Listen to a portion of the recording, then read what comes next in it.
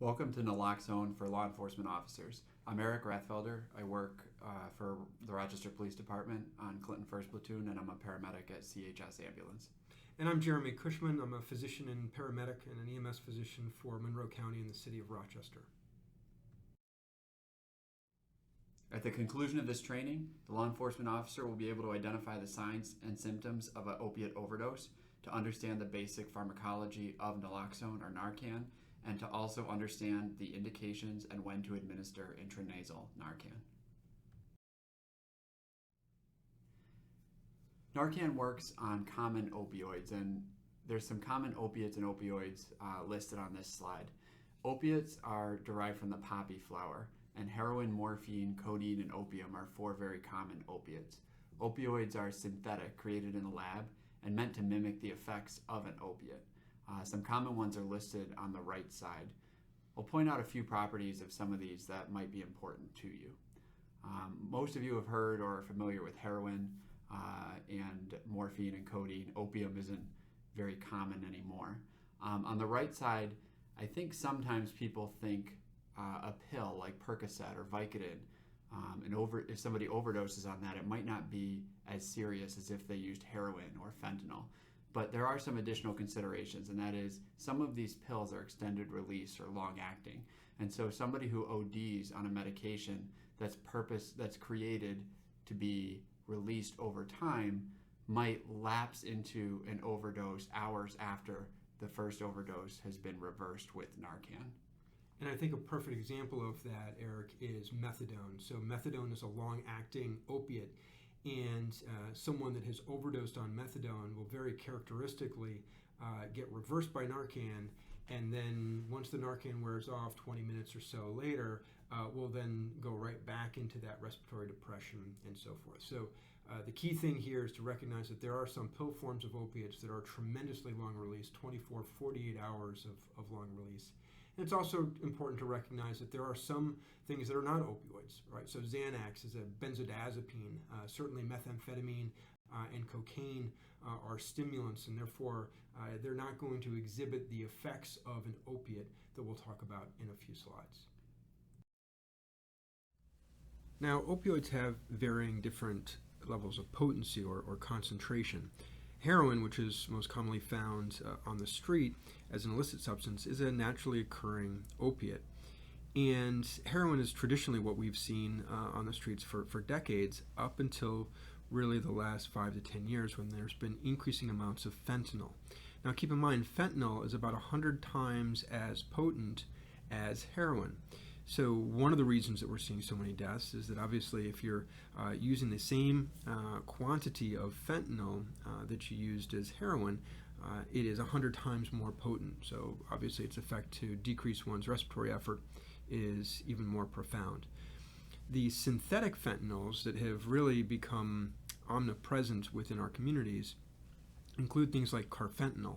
Now, carfentanil is about 1,000 times more potent than fentanyl, which means that it's actually about 100,000 times more potent than heroin, which is really crazy when you think about it, because that relative potency is so dramatic. And that's why we see significantly less amounts of, if you will, quote-unquote heroin, which nowadays most of that is on the street is not heroin at all. It's synthetic fentanyls that have these tremendously high potencies, which is certainly one of the reasons that we've seen an associated increase in the death rates. So it's this change in potency of opioids, specifically as it relates to the classic and traditional street-level heroin, that is really what's driving the vast majority of these deaths.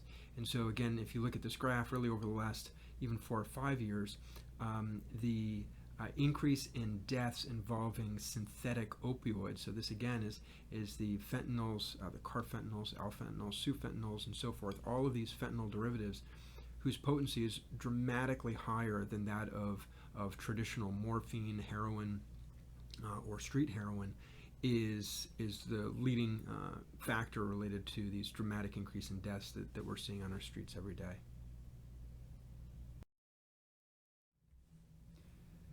Opioids cause patients to have an altered or decreased mental status. They also have a decreased respiratory rate or respiratory drive, which causes low oxygen levels in the blood, elevated carbon dioxide levels in the blood, and ultimately death is caused by respiratory arrest, meaning the patient stops breathing effectively and starves the brain and heart of the needed oxygen. So Eric just reviewed the effects of opiates, but I want to go over this triad of symptoms that we may see related to an opioid overdose. That is, that an opioid overdose will give you respiratory depression, altered mental status, and very often will provide pinpoint pupils. The respiratory depression and the altered mental status are the ones that are key hallmarks of an opioid overdose. That is, if they have an altered mental status, but their respiratory rate is normal, then it's not an opioid overdose that requires the use of Narcan. Additionally, if they have a decreased respiratory rate, but for whatever reason their mental status is completely normal and they're answering questions appropriately, again, that is not a circumstance in which we need to be giving naloxone. It's when they have respiratory depression and ineffective breathing and an altered mental status that we get concerned about an opioid overdose, and naloxone is indicated. Pinpoint pupils are an often common finding in individuals with opioid overdose, but again, I want you to focus on respiratory depression and altered mental status. If those two are there, then there's a high likelihood that an opiate is on board and that you have an opportunity to intervene on that opioid overdose. Naloxone's a medication that can reverse an opioid overdose, and I'll explain this in a second, but essentially it works by blocking the effects of opioids. Naloxone takes on average about 5 minutes to work. In fact, it usually takes a little bit longer than that to work in individuals, which is why the dosing frequency of 5 minutes is so important. It's generally effective for about 30, in some cases up to 60 minutes, but generally it's a pretty short period of time. So individuals that have taken long-acting opiates, such as methadone, for example, we may be able to reverse them, but within 20 minutes or so, they may go back and not be breathing effectively. Importantly, naloxone is not addictive, and you can't overdose on naloxone. Also important is that it has no effect if opioids are not present, so it won't reverse any other drugs or toxins that are in their body. Our body has naturally occurring opioid receptors because our body uses naturally occurring opioids within our bloodstream to be able to manage things like pain and pleasure. What happens when we take heroin or fentanyl is that all of that opiate binds all of these naturally occurring receptor sites, causing the signs and symptoms that we see. And what naloxone is able to do is it's able to bind to those receptor sites, essentially pushing off the opiate and preventing the opiate from being able to bind that receptor. So if you will, it steals the parking place of the opiate molecules that are trying to park in that location. So this Narcan delivery device comes in a box of 2, each of which is individually wrapped in a blister pack. And each blister pack contains a single one-patient dose. The dose you're providing is 4 milligrams of Narcan in 0.1 mLs of fluid, which if you have already been trained in Narcan and have been giving it from the previous device, it's actually double the dose that you were providing. You were providing 2 milligrams. This provides a single 4 milligram dose to the patient. And the route we're using is an intranasal route, meaning we're putting the medication into somebody's nose. You'll be delivering Narcan to your patient via an intranasal route. This means you'll be squirting the medication into the patient's nose. The advantages to this delivery method are that there are no needles involved and nothing sharp. Additionally, the rates of absorption for the patient are similar to if you injected it in an intramuscular route. Another advantage to these devices over the previous type is that there's no assembly required. The device comes out of the blister pack completely assembled and ready for administration. And there's no glass involved, so there's nothing that could break and potentially become sharp. So in some ways, this is the most important slide in this training because this slide tells you how to determine whether you should be providing Narcan to a patient. the first thing you want to do is look at whether you suspect an opiate overdose has occurred. And this might be based on the dispatch information, the location of the call, or witness or reporting person accounts provided to you. Once you realize that an overdose is suspected, you're going to determine how the patient or the victim responds to a painful stimuli. The most common way to provide a painful stimuli is by a sternal rub. To do a sternal rub, you take the knuckles of your hand and rub them vigorously up and down on the patient's breastbone. You're looking to see how the patient responds to this painful stimuli. If you suspect an overdose and then you provide a painful stimulus such as a sternal rub, you now have to look at how the patient's breathing. After that sternal rub, the patient might be breathing adequately. And if they are, no Narcan is required, even if the patient has overdosed on an opiate. Simply turn the patient on their side into a recovery position so that their airway is protected, and if they vomit, they don't choke on their own vomit. However, after a sternal rub, if you check the patient's breathing status and it's inadequate, and inadequate could be because their lips are blue, their respirations are very shallow, very slow. In general, their breathing appears to be inadequate, then you should be providing Narcan to the patient. So open your Narcan delivery device, provide the Narcan, and then turn the patient on their side into a recovery position. Keep in mind, Narcan does not work immediately. If you are equipped with a bag valve mask or some way to assist ventilations, that would also be appropriate at this point. The third column is if after a sternal rub you check the patient's breathing status and they're not breathing at all, or they simply have gasping or agonal respirations. In this case, we assume that the patient is in cardiac arrest and we start chest compressions for CPR. And in this case, if a patient's not breathing at all, or they're in cardiac arrest, CPR or chest compressions is the most important thing that can be done for them. If you are able to provide chest compressions and there's enough staff around you to also provide Narcan, that would be appropriate. But chest compressions is the most important thing you can do for a patient who's not breathing at all and or in cardiac arrest, even if it's due to an opiate overdose. So to your point, Eric, this algorithm really follows the opioid triad, whereby what we're really looking for is if they have unconsciousness and ineffective breathing, that's when we want to consider naloxone. If they're able to breathe enough on their own, even if they're unconscious, then we just turn them on their side and they don't need Narcan. If they are unconscious and they're not able to breathe on their own, or it's ineffective, that's when we need Narcan. And if upon assessment not only are they not responsive, but it appears that they're not breathing at all, to your point, these patients could be in cardiac arrest, in which case CPR is the most important thing, as Narcan's not going to do any good in someone whose heart is not actually beating. In order to administer Narcan with this device, you simply remove the foil from the back of the blister pack and take the device out. Put 2 fingers around the nozzle and your thumb on the plunger and insert the tip of the device into the patient's nose. Once you depress the plunger, all the medication will be delivered.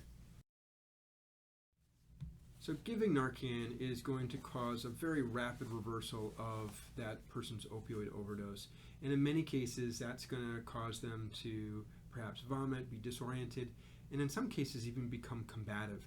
We tend to see that a lot more often when someone has used both an opiate and some sort of stimulant, such as cocaine or amphetamine, whereby when the opiate that caused their inability to breathe was taken away, they then become very agitated and combative when there's no longer an opiate on board, but there's a whole bunch of cocaine or amphetamine on board. So just be careful and watch for that. But after giving that naloxone, you want to turn them on their side, just as Eric described, really just to protect their airway, make sure that if they vomit or gag, that they are still going to be able to effectively manage their airway and breathe. And it's really important to keep in mind that some studies have suggested that Narcan will not work for upwards of 8 minutes after it's being administered by the intranasal or intramuscular route. And so we suggest a little bit more conservative 5 minutes, that you really need to wait about 5 minutes to give the Narcan an opportunity to work before you start another dose. Now, 5 minutes is an eternity on scene with someone that appears to be not effectively breathing. But in this case, giving rapid doses in very, very short succession may actually throw them into much more profound withdrawal and may not actually have any effect in getting them breathing faster.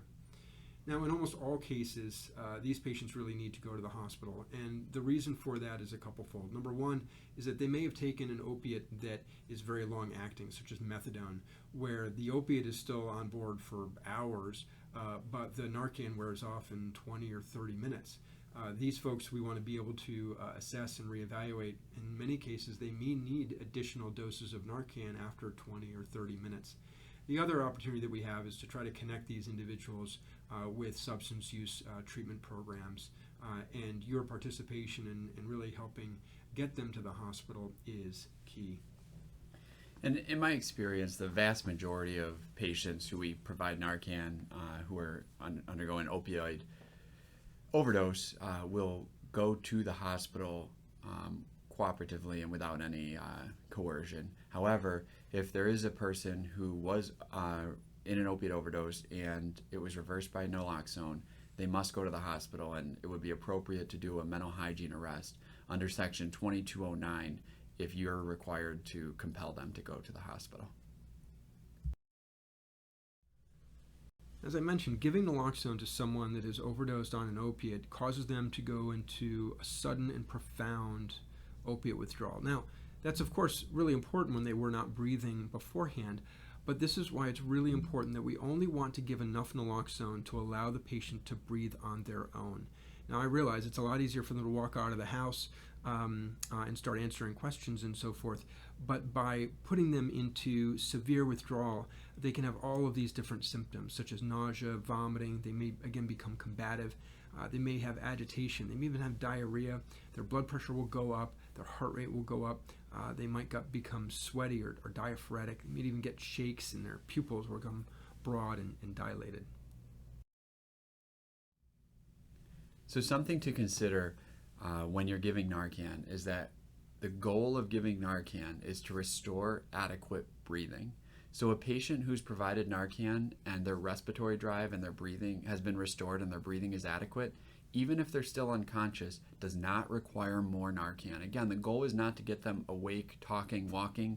The goal is to get them breathing.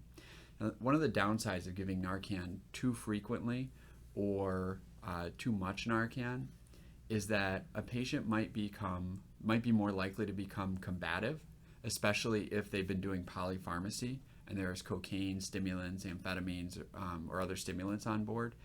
And additionally, if you put them into such a profound withdrawal that all they can think about is getting their next hit, they're less likely to be willing to go into a treatment program that the hospital is trying to connect them with. After you administer Narcan, or when you respond to any heroin or opioid overdose, there are certain administrative tasks that need to be completed. The first is the Monroe County Heroin Task Force report.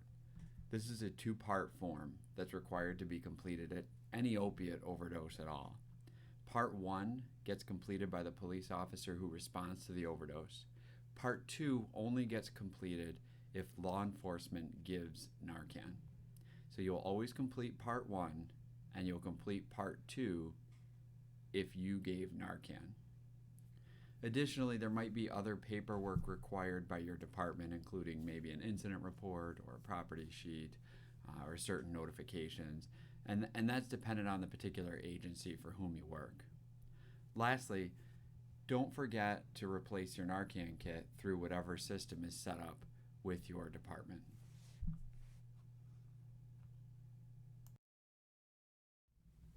Narcan is a prescription medication, but is not a controlled substance. Narcan has to be stored at a reasonable room temperature. It shouldn't be in an environment where it might freeze or get extremely hot because it can degrade, and direct sunlight can also degrade it, which shouldn't be an issue with these new kits because it's in an opaque container. So the take-home message from this is don't leave the Narcan in your car overnight when it's not running, but instead it has to be brought into and out of a building at the beginning and end of shift. Lastly, as far as an expiration goes, there is an expiration date. Typically, the Narcan you get will not expire for 18 to 24 months.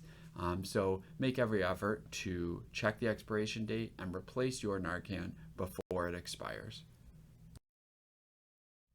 A few legal considerations relative to opiate overdoses.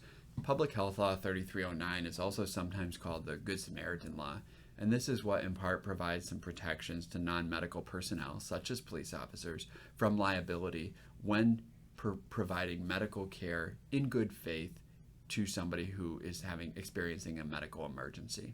So this applies to doing CPR or providing Narcan to somebody who's experiencing a life-threatening medical emergency.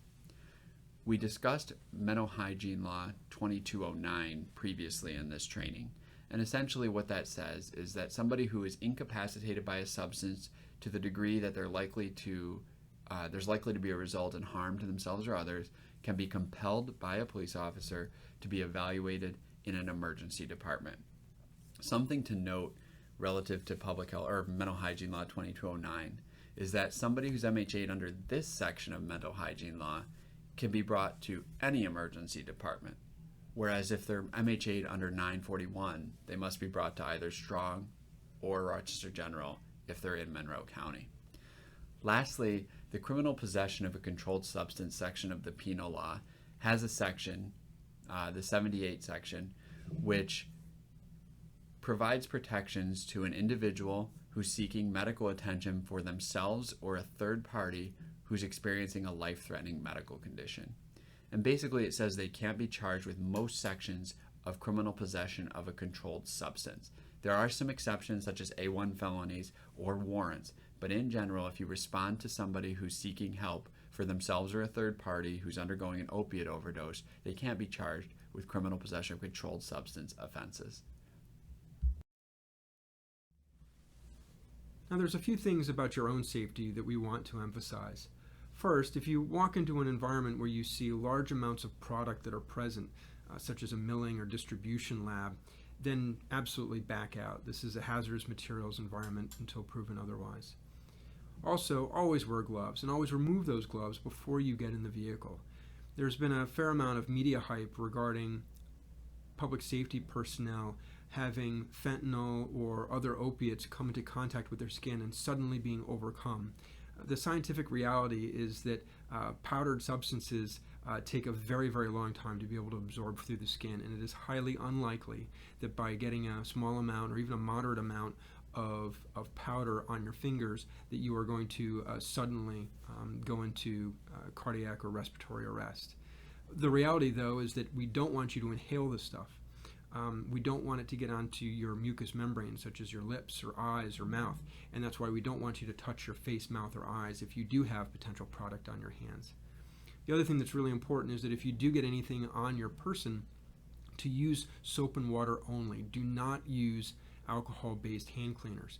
Alcohol-based hand cleaners actually increase the absorption of the fentanyl through the skin. So again, if you ever get product on you, just wash with soap and water only. So we're going to walk through a couple of scenarios and help you think through the process as to whether or not this person should receive naloxone and what other things should we do. So in this first case, we have an unconscious 20-year-old male patient who has a suspected heroin overdose. He has very shallow and slow breathing, and when you get up to him and you give him a hard, firm sternal rub, he coughs and begins breathing deeper and faster, but he still remains unconscious. So in scenario one, we suspect that the person's undergoing an opioid overdose. And so if we look at the chart on the right, box 1 essentially is complete.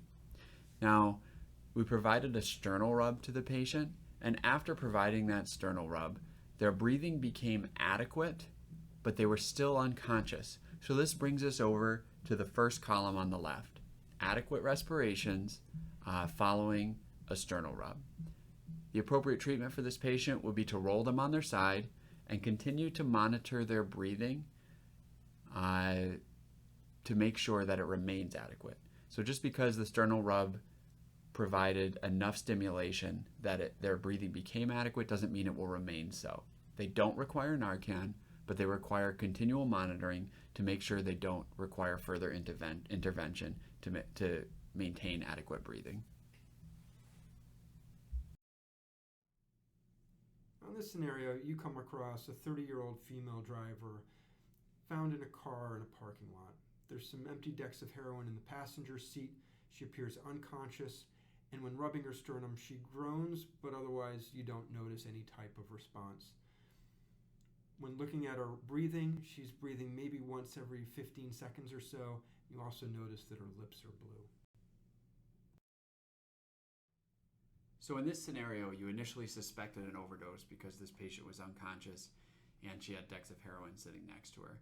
You gave her a sternal rub in order to check her level of responsiveness and noticed afterwards that her breathing remained inadequate, which you determined because her lips were blue and she was breathing about 4 times per minute. So that brings us to the middle box on the bottom row, inadequate breathing. That being the case, this patient should receive a dose of Narcan, and then, as the box says, should be rolled into the recovery position, though in this particular case, if you provided the Narcan while she's sitting in her car, she's probably already in a somewhat recovery position. The key thing with this scenario, though, is that after that Narcan is given, we really just need to monitor her for another 5 minutes before giving the next dose of Narcan. Again, keep in mind that Narcan generally has a time to effect, meaning the time it takes to effect, of about 7 to 8 minutes. So if there's no effect at all within 5, you can certainly give a repeat dose of naloxone. Now in this last scenario, you come across an unconscious mid-50s-year-old male who's found in a roadway. There's some pinpoint pupils, there's some track marks in his arms. He's not apparently breathing, and that doesn't change at all when you deeply rub his sternum. So in this case, you suspect an opioid overdose based on the pinpoint pupils, the track marks in his arm, and his unconsciousness. He doesn't appear to be breathing, which leads us to believe he's in cardiac arrest. Therefore, he needs chest compressions, or CPR. If after good CPR is being done, there are enough providers there to also provide intranasal Narcan, then it can be considered and given. But the most important thing for this patient is to receive good chest compressions and good, high-quality, uninterrupted CPR. Again, no amount of Narcan is going to help someone whose heart has stopped. And so it is critical that if we identify someone is not breathing, and certainly if you are able to feel for a pulse and don't find a pulse, they absolutely need CPR. And CPR takes priority over the administration of Narcan, because we have to make sure that they're getting some blood flow to their brain and some oxygen to their brain as well. Otherwise, the long-term outcome is certainly very poor. Thank you for attending this naloxone training. Our contact information is here on the screen. Feel free to reach out to us if either of us can help you with any questions or help you more out in the field. Absolutely. If you have any questions or need anything related to this, feel free to email or call.